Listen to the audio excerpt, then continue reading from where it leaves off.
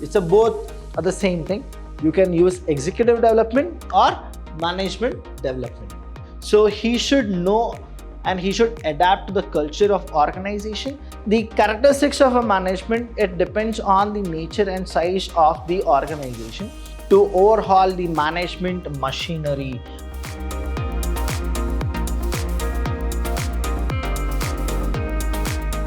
Hello, everybody. A warm welcome to one and all. I'm Abhilash Chandra from the Department of Commerce and Management in Vidyashram First Grade College, the Temple of Excellence. Welcome to all the students here. Now, we are in the fourth chapter in the first session, and in this fourth chapter, it's all about the executive development.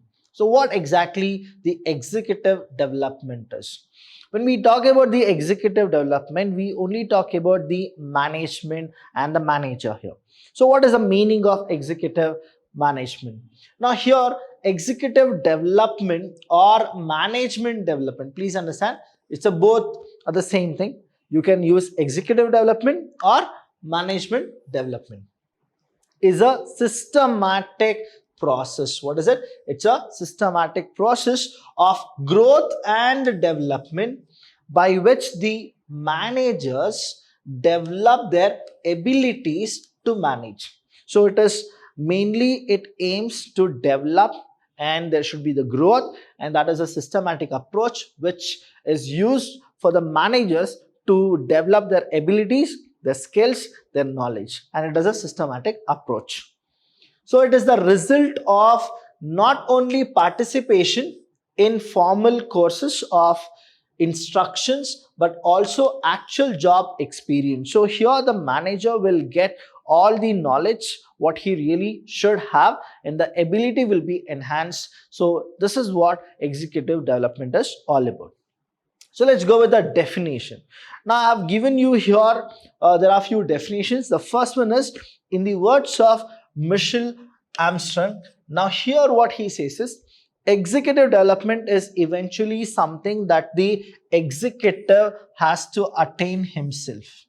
So he should know and he should adapt to the culture of organization, and he should get acquainted with it, and then he should follow the organization for his betterment. But he will do this much better if he is given encouragement, guidance, and opportunity by his company. So here what is the key role here? That is, the company need to give him the encouragement, the guidance, and the opportunity. Next one is, according to Dale S. Beach, the role of the company in management development is to establish the program and the development opportunities for its present and potential managers. That means here what Beach says is, that is, a role of the company in the management development is to establish the program and development opportunity. So again here is the same thing, that this opportunity should be given to the manager for his development, and it should be given by the company. Importance of executive development. So there are few importance which I'll be explaining it to you. Please do understand, it's a 10 marks question, that is, what are the importance of executive development. The first one is the size and the complexity of organizations. Please understand the complexity and the size. The characteristics of a management, it depends on the nature and size of the organization. Here, when you go with the size and complexity of organization, both business and non-business are increasing, and managers need to be developed to handle the problems of the giant and complex organization in the face of increasing competition. So what are the importance in the sense? You can see business or non-business, profitable institution or non-profitable institution, everywhere you have the managers who need to establish a very significant role in each and every organization. So if we go with executive development, we can increase these managers to actually develop themselves in the organization, as well as the organization should be improved by the managers. The rapid rate of technological and social changes in the society requires training of managers so that they are able to cope with these changes. So the changes are there. Things are uncertain, so we need to actually cope up with those uncertainty. That's the reason the managers need to go for training. And when we go with the third one, that is business and industrial leaders. Now understand, business and industrial leaders, now they are increasing. Now when business is increasing, leaders are increasing. Now what happens is, recognizing the social public responsibility, they require a much broader outlook to discharge their new responsibility. Nowadays what's happening is, business is improving, but we should also see the society and the social responsibility which we are supposed to know. That's the reason we should have executive development. Labor management relations are becoming increasingly complex. Executives requires new and better skills in union negotiation, collective bargaining, and grievance redressals. So workers are better educated and more aware. Now here what happens is, whatever the techniques we used to use in back those days, now even the laborers and the unions have actually got to know what is best for the laborers as well as what is best for the employers. Now the manager is always a bridge between the employers and the workers. That is the reason, even when trade union and laborers are getting educated and they are doing so many other things which are new things in the 21st century, even managers need to be developed and they should understand what is that they are supposed to go with when they go with the negotiation and the collective bargaining. The fifth one is, there is a noticeable shift from owner managed to professionally managed enterprises. Even in family business houses, development programs are required to train and develop professional managers. Executives need education and training to understand and adjust to changes in socio-economic forces, changes in public policy, concept of social justice, industrial democracy, ecology, pollutions, then ergonomics, culture, anthropology are the main socio-economic changes. So we should actually get trained in all these aspects. Why? Because we need to know that it's not just by developing the organization, it is also very important to see the society at the large. We should reduce air pollution.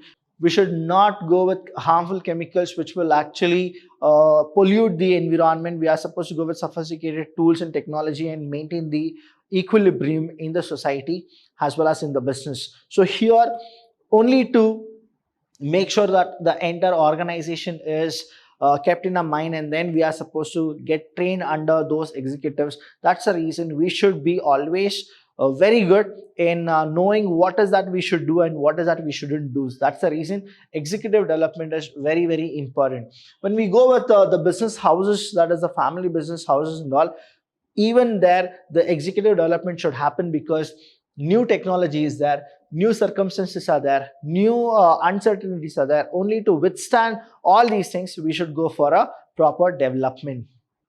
And the last one is management of public utilities. Now here you need to understand, when we go with this executive development, we'll get to know that the state enterprise and civic bodies is being professionalized in order to improve operation efficiently. Similarly, agriculture, rural development and public administration requires professional executives. Even the public sectors, right? I'm not just talking about private sectors. Even the public sector should also get adequate knowledge about the executive development, because there are so many departments where the public sectors need to actually improve in their livelihood as well as in the opportunity which they give to the general public. Now here, why we need to go with all these things is, we being a responsible citizen of India, we need to actually get trained and we are supposed to render our services wholeheartedly. That's the reason the executive development is very, very important. The objectives of executive development, now here we have the first one, that is to overhaul the management machinery. Now overall in the sense to repair, to develop, to go with the new one. Overall the management machinery, then we have to improve the performance of the managers. Now here you need to understand, we should always go for the improvement of the managers, to give the specialist an overall view of the function of an organization and equip them to coordinate each other's effort effectively. Fourth one is to identify person with the required potential and prepare them for senior positions. So here what happens is you will have people who are really capable of handling stress. There are people in the organization who can actually handle the uncertainty very good. That is a disaster management kind of a thing. Now here you need to understand, you need to recognize those people and give them the higher position, or else what happens is sometimes they get saturated thinking that the company is taking so much advantage of us, we are working day and night, but the company isn't recognizing us. So when giving executive development here, what happens is you will get to know that these are the people who are really doing good for the company. Now the company, it is a payback time for the company to them. That is how the executive development objective is actually set. Next is to increase morale of the members of the management group. Now the morale should be improved. Now if the morale is improved, the behavior will change, the attitude will change, the perception about the organization will change. Next one we have, when we go with the objectives of executive development, we have the 5 more listed. That is to increase versatility of management group, to keep the executives abreast with changes and developments in their respective fields. So here what happens is you should always go for the versatility of the management group and always keep the executive abreast with changes and development. The next one is to create the management succession which can take over in case of contingencies. Then if any contingencies are there, you can actually take the succession of the management and then we can go with it. Now contingency means act according to situation. When the time comes, you are supposed to always go with it. To improve thought process and analytical abilities. And lastly we have is to broaden the outlook of the executive regarding his role, positional and responsibility. There are few people who will restrict themselves. There are few people who will not work more, but they always want the organization to recognize them as if they are working. So here what happens is you will broaden their outlook and you will be giving them more responsibility, more authority. That is how executive development will help. These are the objectives of ED, that is called executive development. Now I've given you the meaning, definition, importance and objectives of executive development. If you have any doubt regarding this, please do call us. We are always there to help you. Thank you so much. I'll see you when I see you.